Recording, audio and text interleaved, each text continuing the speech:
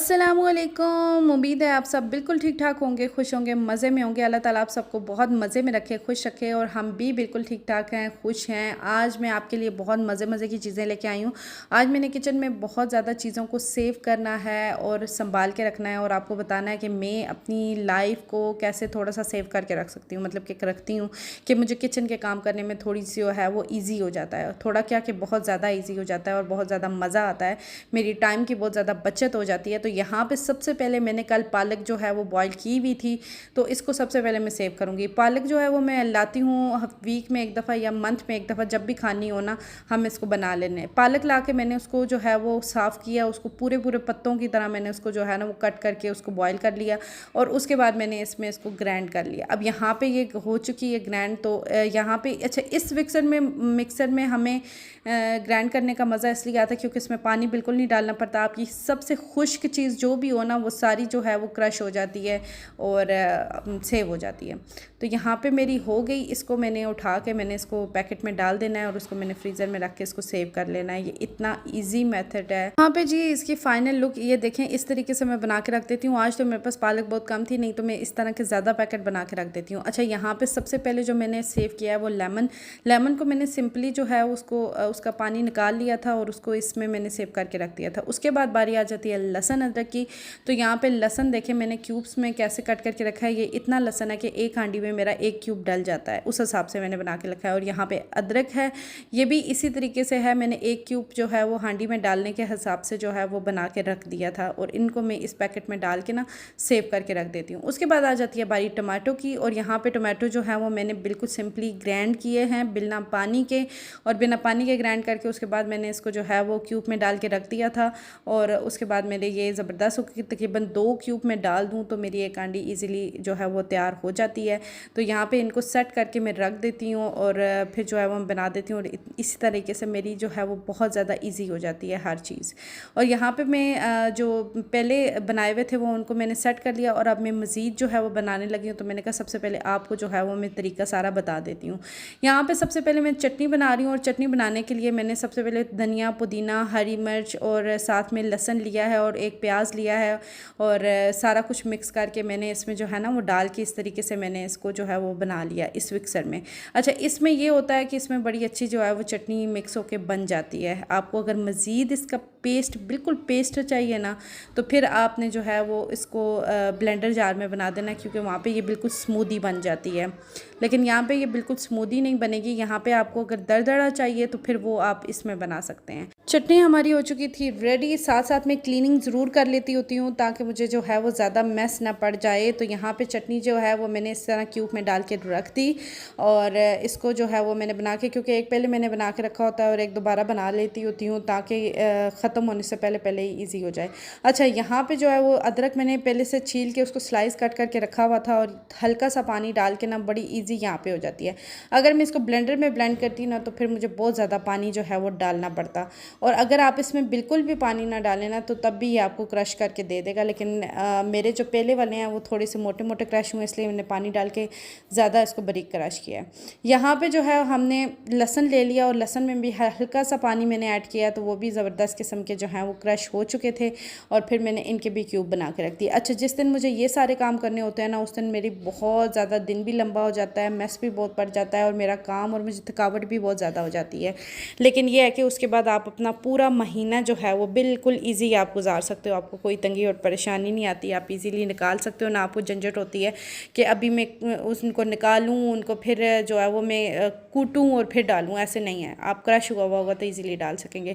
यहाँ पे आप देख सकते हैं मैंने टमाटो को जो है वो क्रश किया और टमाटो बिल्कुल मैंने विदाउट पानी जो है वो क्रश कर लिए थे। इससे जो होता है वो ये होता है कि ज़्यादा पानी नहीं होता और जितना आपको चाहिए होता है। 2 जो क्यूब में आपकी हांडी परफेक्ट और ज़बरदस्त किस्म की जो है वो रेडी हो जाती है। तो इसमें आपको ज़्यादा मेहनत करने की ज़रूरत नहीं पड़ती है। तो इस मेथड से अगर आप करें ना तो आप बहुत इजी जो है वो आपका हो जाता है। थोड़ा सा मुझे बार बार छोटा जार होने की वजह से ना बार बार उसे रख के मुझे क्रश करना पड़ा है। अच्छा, यहाँ पे जो है वो पहले मैंने लेमन का जो जूस निकाला है उसको मैंने यूँ करना चाहा, लेकिन यूँ मुझे जो है वो नहीं लगा, वो लीक कर रहा था पैकेट में। तो फिर मैंने जो है उसको इस तरह क्यूब में बना लिया और ये भी बहुत अच्छी चीज़ है। ये बड़ा ज़बरदस्त हो जाता है, आपका टाइमिंग भी बच जाती है और और लेमन आपने डालना हो तो वो भी बहुत अच्छे तरीके से डल जाता है। अच्छा, यहाँ पे बारी आ जाती है जी चीज़ की।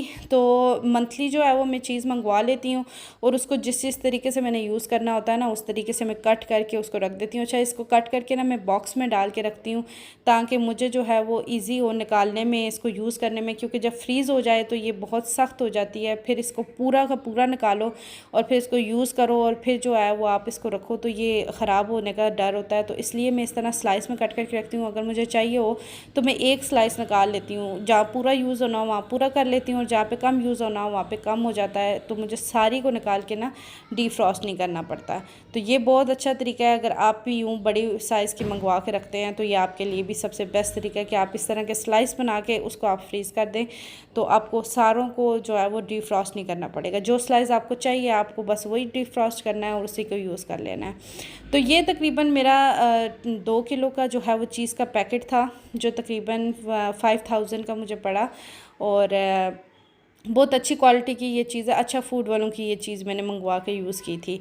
और इसमें जो स्लाइस, अच्छा ये मेरा ना महीने से ज़्यादा ऊपर गुजर गया था, क्योंकि इतनी ज़्यादा चीज़ हम लोग खाते नहीं हैं, खाली मुझे रेसिपीज़ बनानी हो तो उसके लिए मैं यूज़ करती हूँ। तो ये महीने से भी ज़्यादा मेरे पास जो है ना वो इसका टाइम गुजर चुका था।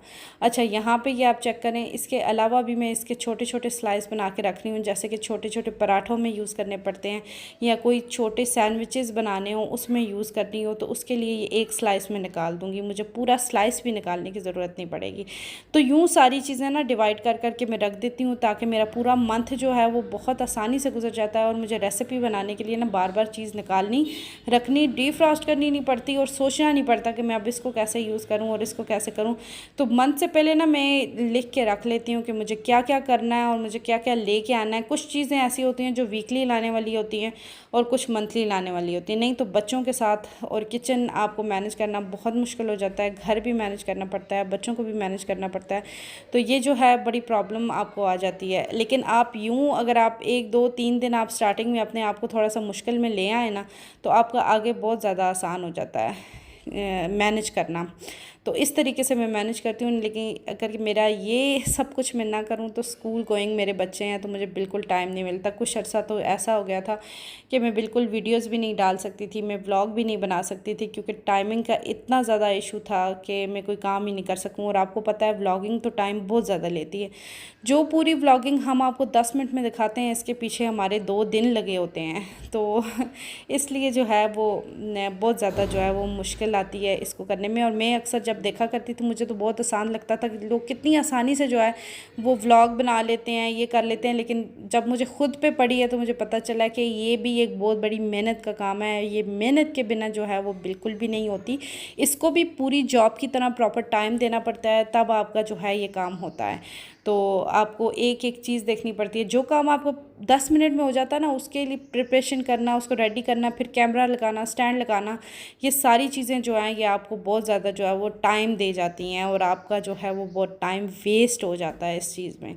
तो जहाँ पे 10 मिनट में जो चीज़ तैयार होती है उसको घंटा लगता ही लगता है। यहाँ पे हमारे किचन का काम हो चुका था ख़त्म और मैं बहुत ज़्यादा थक चुकी थी। तो मेरे हस्बैंड ने कहा चलो आओ बाहर चलते हैं और तुम्हें मैं बाहर खाना खिला के लाता हूँ। तो हम चले गए चीज़ियस, क्योंकि बच्चों ने भी बहुत दिनों से शोर मचाया हुआ था कि हमें चीज़ियस खाना है। तो हम बाहर चले गए और हमने खाया मज़ेदार किस्म का चीज़ियस। तो ये था हमारा आज का दिन। आई होप कि आपको आज का दिन बहुत अच्छा लगा होगा हमारे साथ। अगर आपको मेरी ये वीडियो अच्छी लगी तो लाइक शेयर सब्सक्राइब ज़रूर कर दीजिएगा और कमेंट में मुझे ज़रूर बताइएगा मेरी आज की वीडियो आपको कैसी लगी। कमेंट ज़रूर किया करें, इससे हमारा हौसला जो है वो बढ़ता है। इंशाल्लाह मिलते हैं आपको नेक्स्ट व्लॉग में, तब तक के लिए इजाज़त दीजिएगा। अल्लाह हाफिज़।